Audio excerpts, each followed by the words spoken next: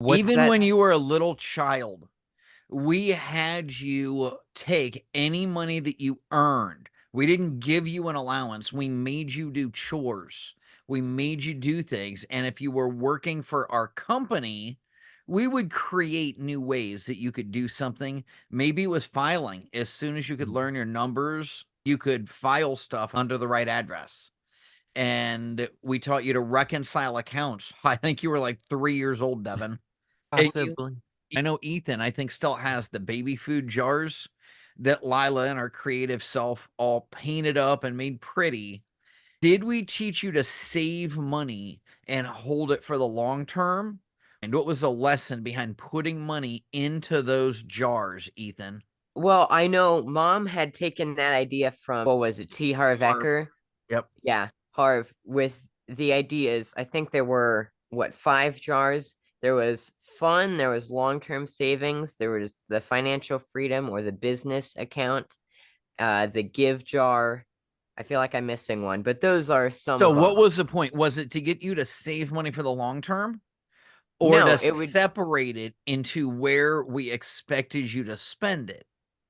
yes, because you would also put percentages on those jars. Like the give jar was 5%, the play jar was 20%, the investment jar or the business was 50%. And that would teach us it's a good idea to put half of our money back into investments or things that could make us money, which I think at the time we bought a lot of silver. Because that's what you could buy. You could, quote, save up dollar bills until you had $14 that would buy an ounce of silver. And then the next time I put in a silver order, you'd say, yes, give me 2 ounces of silver. Give me 3 ounces of silver. And Devin, do you remember your education jar? Did we make you buy your own workbooks for elementary school and high school?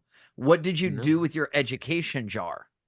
My education jar, if I remember correctly, went to any extra things that I might want to do, things that I specifically wanted to learn about, not just the regular schooling, but other things on top of that. Like more recently, I wanted to go to a specific event, the Marshall Silver event. And with that, I took some of my money that would have been in my education jar and put it towards that. So you actually paid the $1,000 for all of us to go to that, which turned out to be a good investment because you got me to pay the next $8,000 so you could go to his next seminar. So that was a really, really good return on investment. And he never once asked, Devin never asked me, hey, can I go to this, Dad? Is it okay? He just said, I signed up for this. Will you take me there? You can go with me. And he signed up, he paid for it. I thought that was fantastic. That is what he's doing at 17. Back when he was, maybe 5, I remember Lila, every time I was gone, you would always take them to the Great Lakes Science Center. You came down to visit me when I was in classes in Columbus, and you'd spend the night in the hotel room with me. And then you would go off to COSI, which, what's that stand for?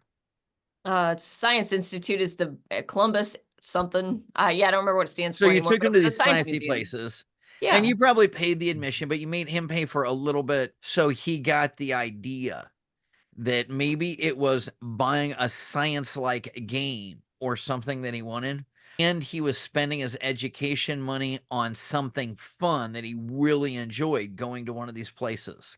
If you are a parent out there and you want your kids to learn science, find something like the COSI or the Great Lakes Science Center. We even went to that one museum with the dinosaurs and stuff out in Kansas when we went to visit your mom. So everywhere Yes. we went, we were looking for new things.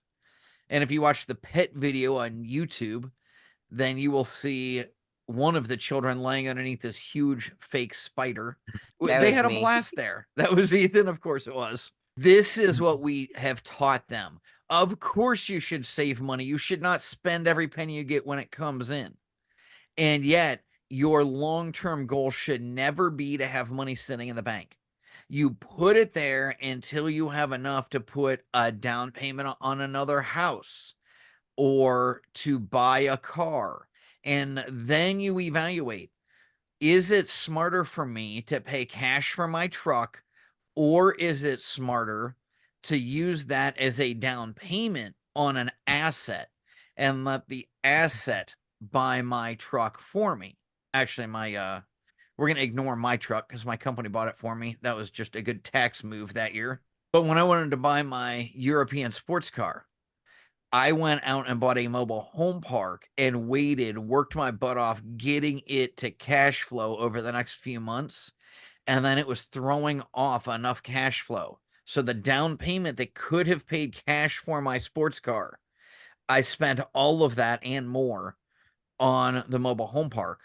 And then the mobile home park threw off enough money to make the payments on my Porsche. That's a perfect example of not going for the instant gratification. You had the money to go out and buy a new Porsche like you wanted, but instead you put that money into a mobile home. And with some more money and some patience, once that mobile home park started to make money, then you use the money from the mobile home park to pay for your sports car. And that is just a great lesson that we teach a lot.